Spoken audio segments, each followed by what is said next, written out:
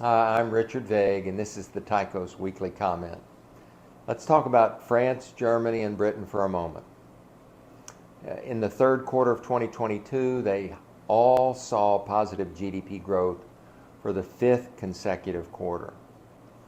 In France, in particular, private debt to GDP ratio grew to 231%. Now, that's a slight decline from the peak of 245% during the height of the pandemic, but it's well above the pre-pandemic level of 214% we saw at the year end 2019.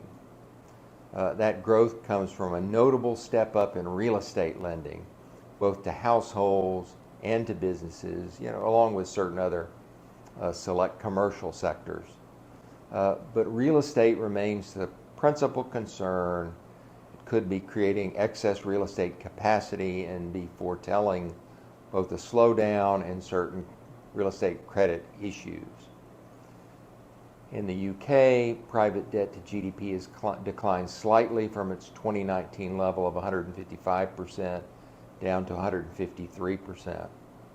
As of the third quarter of this year, we had that level, so we have a low level of concern about credit issues here. The main exception is student debt.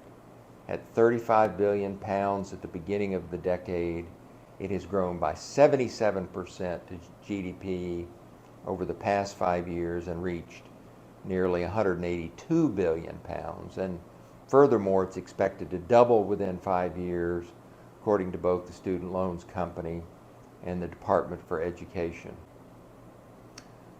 Germany, we have private debt trends that have benefited from its large trade surplus. And that's because a trade surplus brings growth not dependent on domestic private sector debt. Private debt to GDP nevertheless remains slightly elevated at 129%, a moderate increase from the pre-pandemic level of 123%. Our greater concern for Germany is its recent trade position.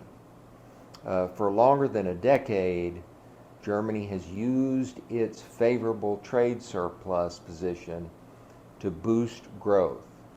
However, the first 3 quarters of 2022, we saw a significant decline in Germany's trade surplus from 7.4% of GDP to 4.2%, which is a significant downward trend, which, if it continues, will have broad consequences for Germany's growth outlook.